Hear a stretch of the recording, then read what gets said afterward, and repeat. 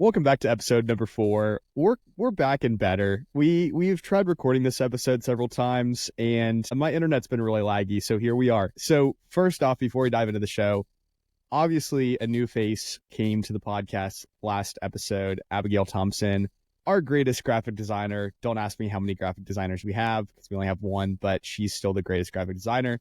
Today we have Club Creative's best project manager. Again, we only have one project manager, but he's our best. David Neill. David Neill, welcome to the show. Caleb, thanks for having me on the show. It's been a long time coming. Excited for this conversation we got slated. Caleb, we wanted to start this episode with a little bit of a story because so often when I go on YouTube, I'll type in analytics, how to grow my YouTube channels. Guys, if you aren't familiar with me, you kind of see I do some Colorado Buffaloes, some Denver Broncos YouTube stuff that kind of explains my background. But when I put stuff here on the YouTube search bar, when I'm looking to grow my skills, a lot of the times you'll see, hey, this is how you do it. This is how you go from 0 to 1 million.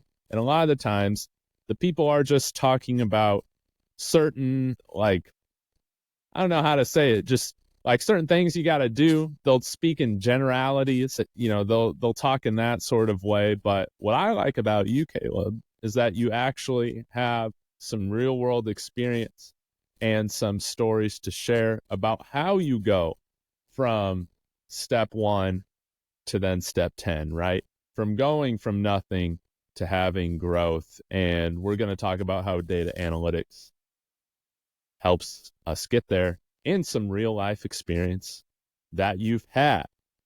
Where do you want to start with this? I like it. Well, I feel like we should probably start with the story time, because I feel like we've been doing story time at the end, and I feel like story time might be really good at the beginning.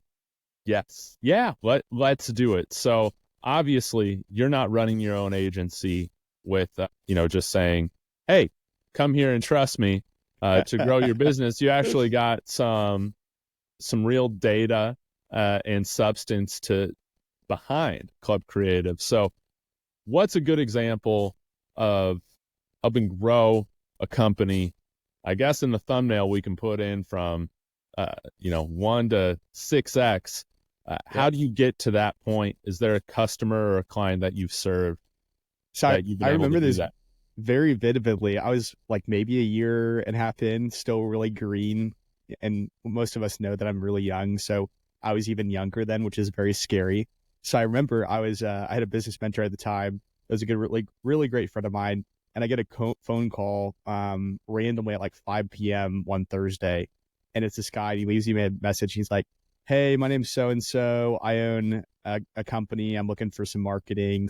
I take his phone number, I look it up, and I realize that this guy's been on Shark Tank before, right? So company ended up being Vortex Vaults. Mark Cuban invested in them. Obviously, it was like, I forget what season it was, which it's huge. I grew up watching Shark Tank. So as someone that's starting a marketing agency, when you get a phone call from like a Shark Tank company, you're like, holy cow, like what are we going to do here? Because you think like they have marketing, probably people that Cuban works with, or, any of the other investors. So I ended up going out to a shop like the next week and found out that there wasn't a ton of support that they had received. The support that they had received, like from a marketing perspective, the knowledge that they had gotten really wasn't good. So we literally sit down and he's like, all right, so what's your plan? And I was like, all right, here we go. So essentially Vortex Vaults was a storm shelter company that basically made these like very accessible bed type shelters. And as you know, Abilene, you got tornadoes, you got all this stuff. So very accessible product, first to market, outside of like your standard storm shelter. Absolutely incredible. So basically what they were struggling with was they just didn't have the exposure. They had Shark Tank, they had a sales team, but they just were struggling on the digital front. So essentially what we did was we took all of their previous data from, they were using Zoho CRM. We took all of their previous data from customers, and to understand like what was their average estimate going out, how long did it take for an average sale to take from initial inquiry all the way to purchase, how long did it take from installation, and we essentially, at corny, right, but we used data to understand exactly how long the buying cycle was, how many emails, phone calls, texts, conversations it took to make the sale.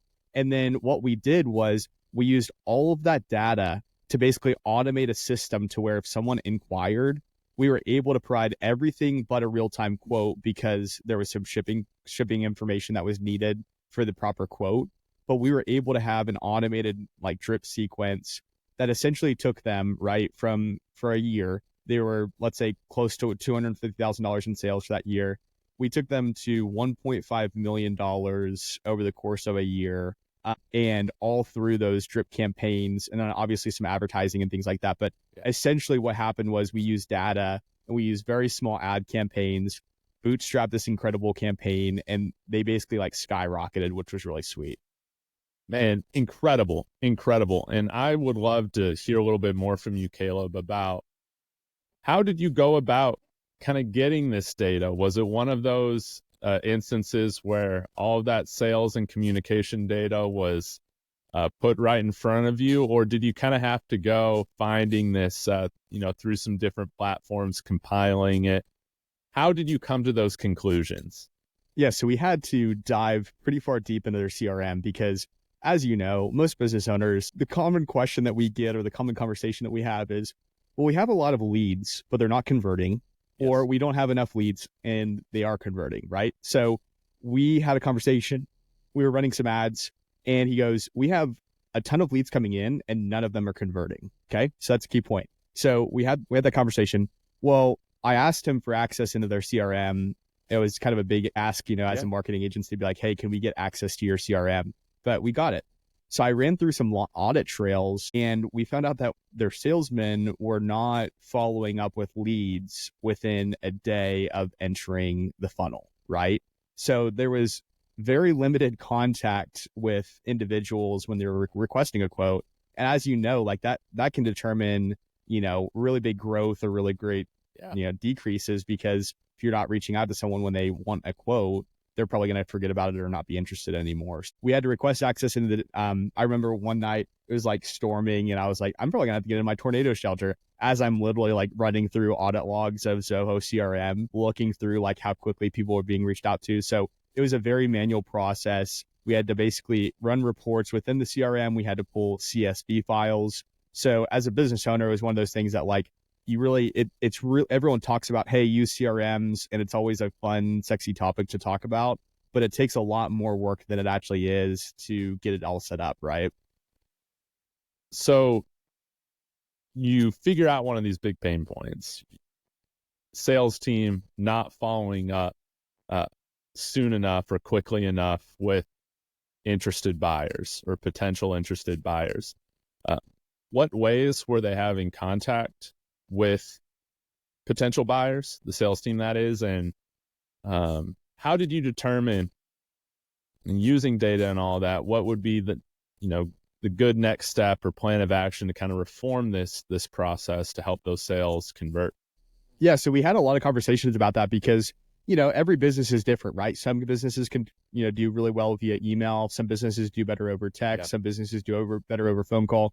So basically what we did was we sat down from a broad level with all of their team and said, what do we envision like the standard first touch to be all the way through purchase, right? If you had to think about the next 10 times that we reach out to someone, how often do we want to talk to someone? What should that look like? So we basically took collaborative feedback from everyone. And essentially I took all of that and like mapped it all together. And we basically built like your standard like funnel where we literally wrote out on a piece of paper in the very beginning stages and made it into like a really nice document eventually, where it was basically a flow chart. And it was like, it's like your standard stuff that you see day one, email comes in. So it was we basically took the experience of the sales staff, what seemed to work, what didn't, along with looking at what other companies were doing. We did a lot of like fake buyer studies. So we would go to other storm shelter companies and we would request a quote, understand what their process was, cool. See what they were doing, and then kind of build it on our own. So again, you never want to steal from people, but you can get lots of good ideas by understanding what your competitors are doing really well and really bad, and where there's opportunity areas. So that's where we ended up calling companies, figuring out what their process was. And for this, key situation, we realized that the problem was a lot of companies were not answering their phones or getting back to people in time. So we realized if we could provide a quote to someone within 2 to 3 hours of of the first form submission, with 1 to 2 automated emails already going out and maintaining contact, we had probably about a 75%, 80% chance of closing that person, with most of the reasons why they want to do it is based on price, because it was more of a premium option in the market. Yeah, wow. So to be clear, you make a couple automated emails that go out that same day to make contact, and then also providing that quote with them that same day as well, ideally. Did you guys like expand in the way in which you were contacting them as well? Did you guys look into text messaging as well for communication? Did you decide to have that or not? Oh yeah, so they had like an online phone system, a VoIP system that we used. So we actually were able to we never did it, but we had plans to set up a ringless voicemail eventually. So you can set those up to where it automatically calls someone, goes right to voicemail, says, "Hey, we'll be following up with an estimate." Shoot us a text or a call back if you have any questions. So we had text messages that went out. So we used most forms of mediums. The big thing was the main pain point for them always was the fact of the cost of the shipping always was determined on their zip code, because they would hand install. And so we always wanted to make sure there's no price discrepancies between that. So if we had we had a software that we were working on building that would have actually calculated the zip codes and automatically pulled those in. But again, that it got to a point where it was like, there's really no point doing this, because they got really efficient with everything. But they were pretty close to basically automating the entire process. Wow. So let's talk about a little bit more of segmenting potential buyers throughout this customer journey. So you have people who are initially contacting you for that quote, but then I imagine that just like any other funnel, you find customers that are in kind of like every single little spot. Maybe they've had one interaction with you guys, or maybe they've responded to the quote and said they're going to purchase, but they have yet to follow through with payment. So how did you end up kind of building out those communication touch points to help get the customer from one stage to the next, wherever they're at in that journey?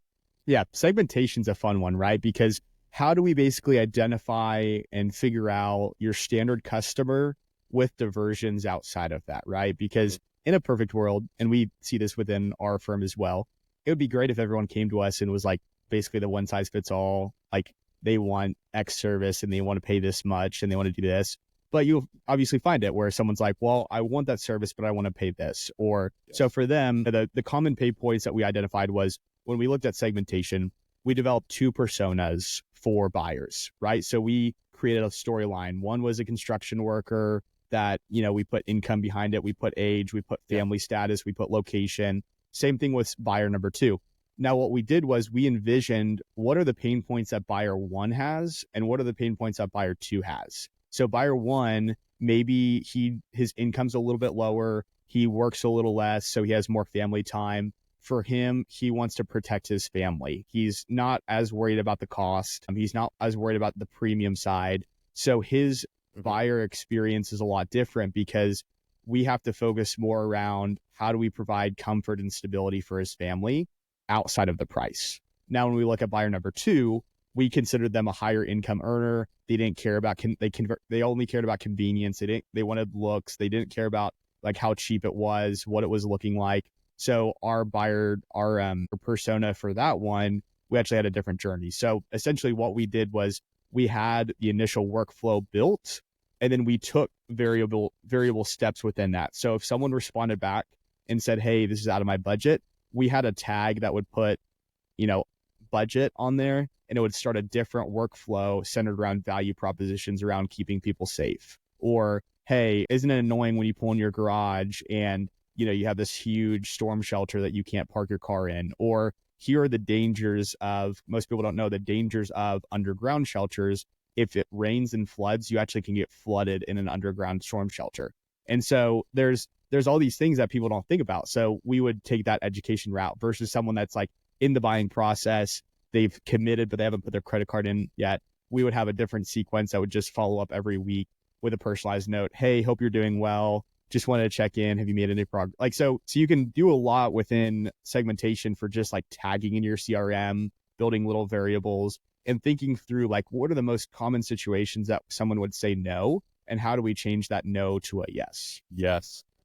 And let's talk a little bit more about that. I'm curious, was these triggered campaigns, was it mainly email, or would you guys do like social media retargeting ads that speak to those motivations as well?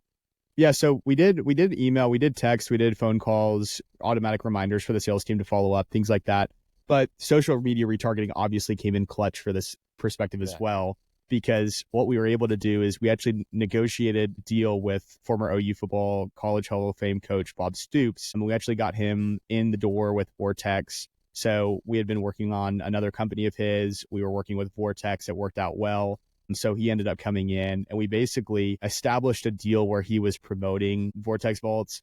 And what we did was we made a absolutely banger of a TV commercial that we ended up pushing out on OTT, CTV, generalized TV, and then also social media, where everyone in Oklahoma knows who Bob Stoops is, in front of a storm shelter. And that was one of our retargeting ads, and it performed absolutely insane with that. So that was like the key on the social media retargeting side. Wow. Okay. I got to ask you about this, Caleb, because I know that over the last few years, and probably when this was going on, it might have been a little bit easier to retarget than it is today in 2024. So not to go down a huge rabbit hole, but I would love for you to talk about, how to effectively retarget in today's landscape, with kind of some more protections around user data and all of that. How do you go about that to retarget still on, the Facebook Meta platform and Google and all that?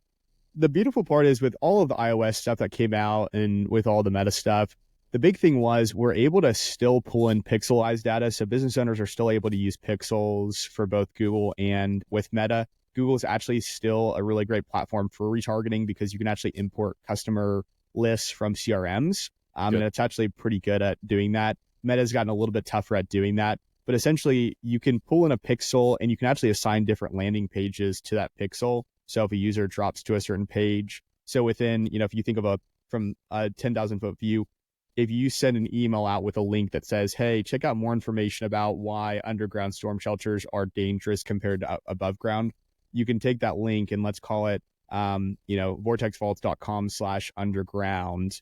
We can take that and assign a very specific pixel to that URL and now follow up with underground, why those are bad, why they're dangerous type ads, and put them in a certain segmentation list under Meta. So you can actually use specific URLs to retarget users as well. So using the pixel can play a really big role in using retargeting for your campaigns. Beautiful. Now, this is an ideal scenario in some ways, but it sounds like, 6x in 12 months. That's really impressive. Was there ever a time in this campaign where y'all had to kind of peel back or kind of taper the amount of inquiries that were coming in because of supply versus and kind of all that?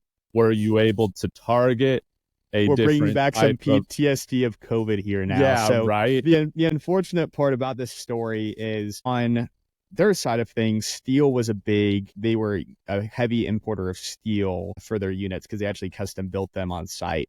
Now, if we know what happened with COVID and everything, supply chain dropped significantly and cost of goods went up dramatically. So what we encountered was a situation where they're rocking and rolling. We were getting close to probably 30 to 40 leads per day, if not more, based on campaigns. And we got to a point where they were so well optimized that we were spending probably about $2 to $3, if that, per lead. And we had, a pretty good conversion rate. So their average acquisition cost was below $250 per acquisition. Wow. And these are $4,000 to $7,000 units with pretty good margins. So the problem is, though, and this is where, the dangers of the stories of how we 10x a company or how we 5 times the company.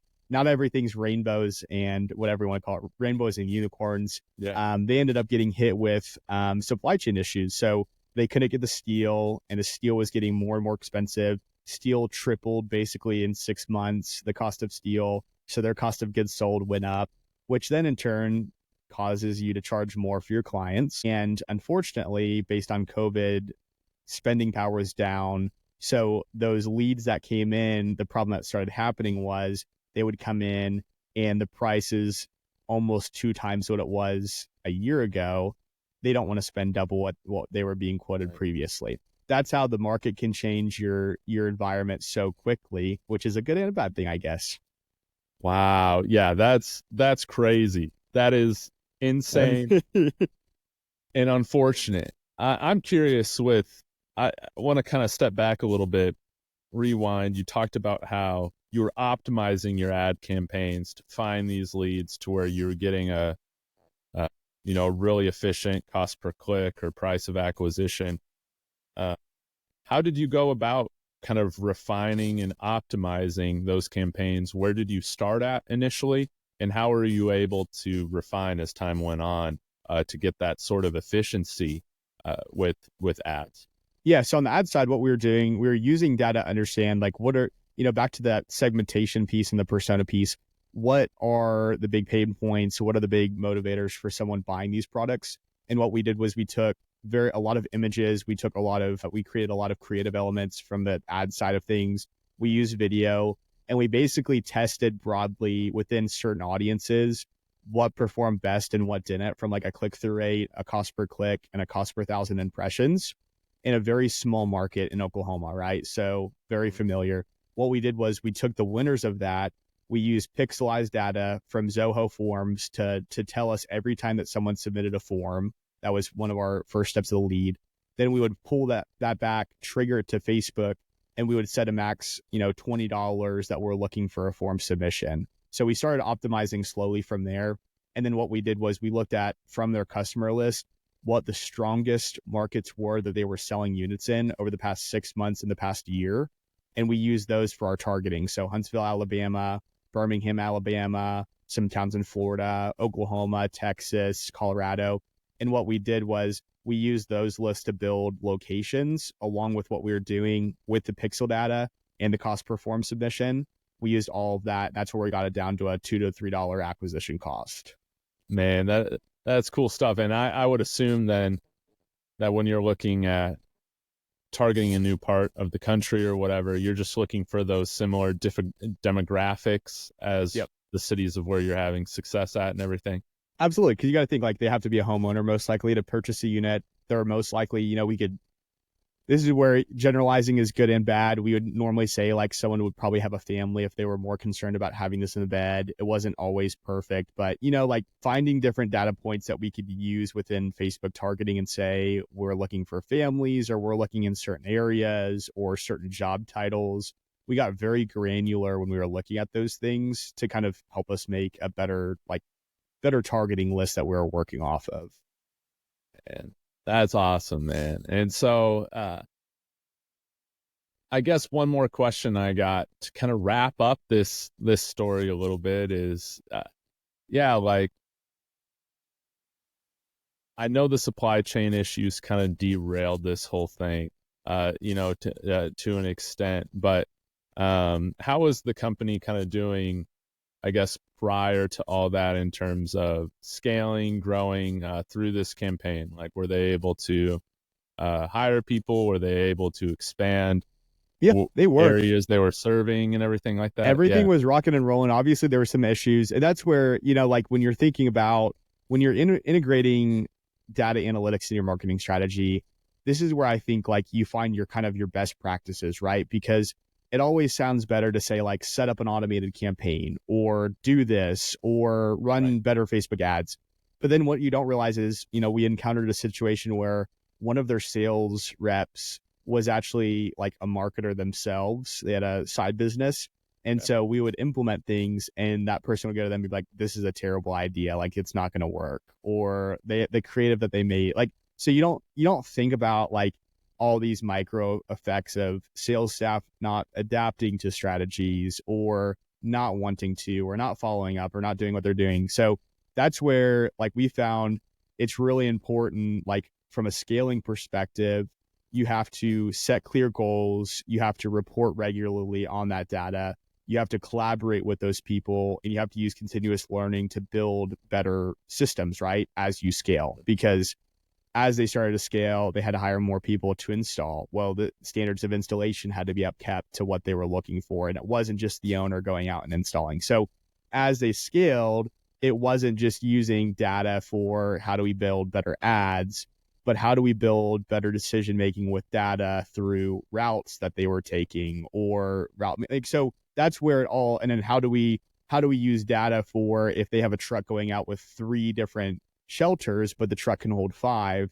How do we run Facebook ads in that area for 7 more days to try to get 2 more shelters in the truck before that left, 12 p.m. Wow. So that's how you can, like, it's kind of getting efficient and scaling from that perspective that makes a big difference.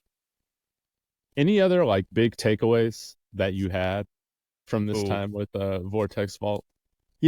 It's the 3 keys, right? Segmentation, personalization, and optimization. Those were the 3 things that we did to basically turn data into actionable insights, in my opinion. So if a business owner is looking for a way to use data to grow their business, our big recommendations is always look at segmentation. How do you use data to segment your audience based on behavior, demographics, or engagement levels? How do you personalize your marketing messages and offer based on customer data and preferences? And then how do you optimize, always refining your marketing strategies and analyzing performance data while making adjustments? Those are my key 3 things that I took as learnings from that client. And that's beautiful stuff, Caleb. I appreciate you sharing that story because, again, people like to talk about a lot of this in generalities. So it's really great hearing how you can go from step 1 to step 10, how you can, practical steps that were taken to actually grow an audience or become more efficient in your sales funnel, all of that. I do have just a couple more random questions regarding some of this stuff, if that's okay. Are there any specific CRM platforms that you would prefer? Like, say you're a small business owner, you're trying one for the first time. Are there some that you would recommend? Yeah, so there's a lot of CRM platforms out there. The big thing is, this is where I go on my soapbox right now, because there are a lot of great CRM platforms and it can be overwhelming at the same time. So there's, I would say, at least over 100 different CRM platforms out there that someone could use. There's everything from Zoho to Salesforce to HubSpot to FreshBook. I mean, absolutely tons of them. The big thing that you have to look at is what's going to be the best for your business. So are you just trying to track profitability and growth? Are you trying to track marketing metrics? Are you trying to track email growth? In finding a platform that does all of that without having to worry about it doing too much at the same time. So if I'm always recommending Zoho One to people. Zoho One's a really great platform. It's like $40 a month per user. So it's pretty affordable compared to most CRMs. It has Salesforce-like capabilities. It's not as overwhelming as Salesforce. So I'm a big fan of Zoho. There's also HubSpot that's really good. The big thing with HubSpot, it's a little bit more expensive for a small business. So if you're starting out, it's not as bad. But the other thing is you have to watch out for CRMs too, because it became kind of a trend about 1.5 years ago to 2 years ago. It's kind of died down a little bit, which I'm very grateful for because I can now not be as frustrated in life. There are companies out there that are actually white labeling CRMs now. So there's a platform called Go High Level. It's built for agencies, and the overall intention in the very beginning, from my understanding, was helping agencies essentially build a sales enablement tool that they could brand to themselves and make themselves look better. The problem is they started offering packages where an agency could pay $250 a month and white label a CRM and call it their own CRM. So Club Conversations could start clubconversations.com CRM.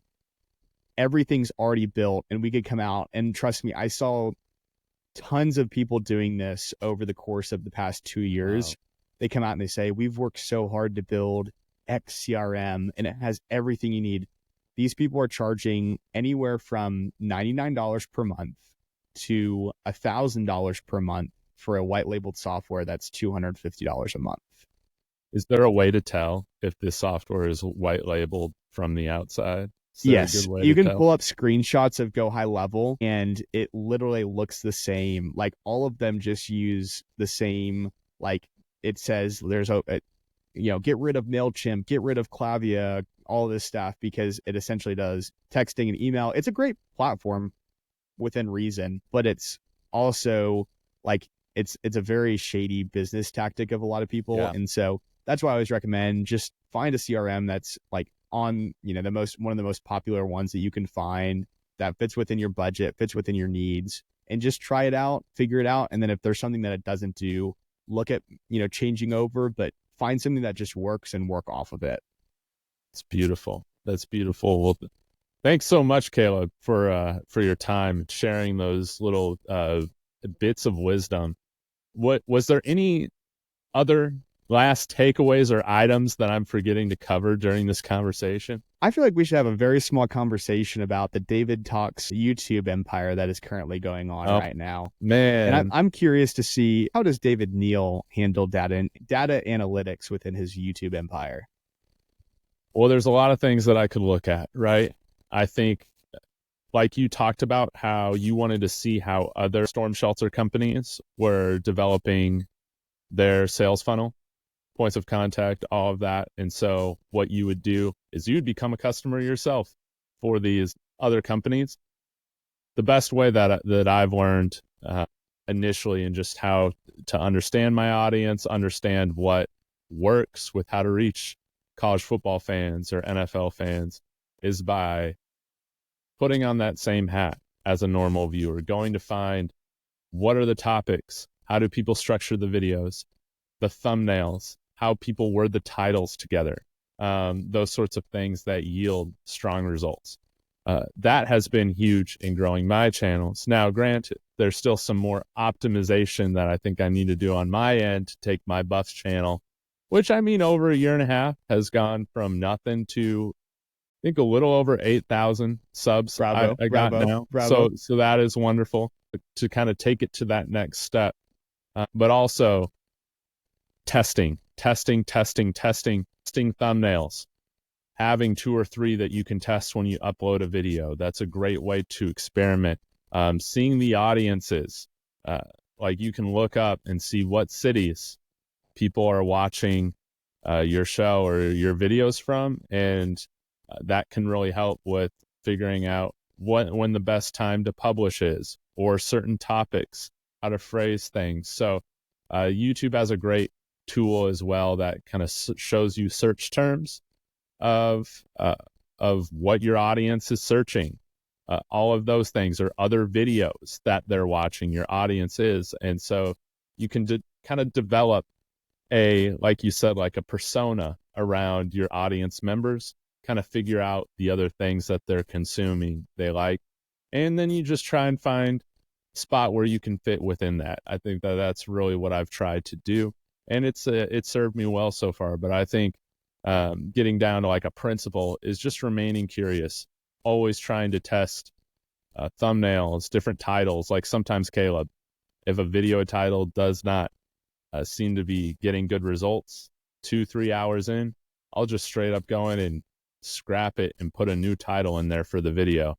And that does have influence. And sometimes I do get better results off of that. So those are a few things that I'm trying with YouTube. At the end of the day, YouTube is a search engine just like Google is, so it's important to structure your way in which people are looking to find solutions to whatever pain points or problems that they have. Incredible insights, man. You should have been doing the podcast episode about data because you got this down. Well, hopefully our A/B test here for the thumbnails, this yields us some better results than what we've had for the club conversation so far. So if you guys this is on the cusp of a conversation. What, 2 hours of thumbnail editing for this episode? So yeah, I'm gonna be curious to see how all that pans out. But also, guys, Caleb's killing it on the reels. You'll probably see some reels kind of come out of this video, but that will keep you in the algorithm way more often than just posting videos. So I appreciate you asking me about that, Caleb, and I'm excited to see how that can help our little curiosity, our experiments can help grow club conversations here. And by the way, we forgot to do this. We got to do better at this moving forward. But as we get started with these things, be sure, let us know in the comments what your pain points with data right now are, what you're going about, or how you're going about trying to alleviate those pain points. And like and subscribe, as we're going to talk about more of this in detail as time goes on, right? Boom. Should we have like a little bell? Like and subscribe. Yes, Boom. yes. Like and Boom. subscribe. That always helps. Boom. That always the helps. The ding. And if you subscribe, we will promise lots of story time of ramblings for the next 30 minutes every week. So absolutely. Yeah. And you'll see some more playlists come out of this. More playlists. So you can just go to the next video. And if you get bored with marketing videos, every other week when David comes on, we might have him just start kind of doing some NFL analysis on the marketing podcast. So if we get to that point, we might just have some creativity flowing on that side. So make sure you tune in because there might be some fun little surprises in the future. Let's do it. Maybe I can save you a few bucks if you're a sports bettor. And don't do it. How about that? Yes, that was going to be my number one piece of advice. That's awesome. Well, David, thanks for being such a great storytime host today on the Club Conversations podcast. Looking forward to having you join us every couple of weeks on this journey as we continue to build better marketing. As David mentioned, if you're interested, we'd encourage you to like and subscribe to this video. We're also on other platforms such as Spotify, TikTok, Instagram. The Club Conversations website's even getting built out even more. So we're building some really great resources. So we appreciate you listening in and hope you have a great rest of the day.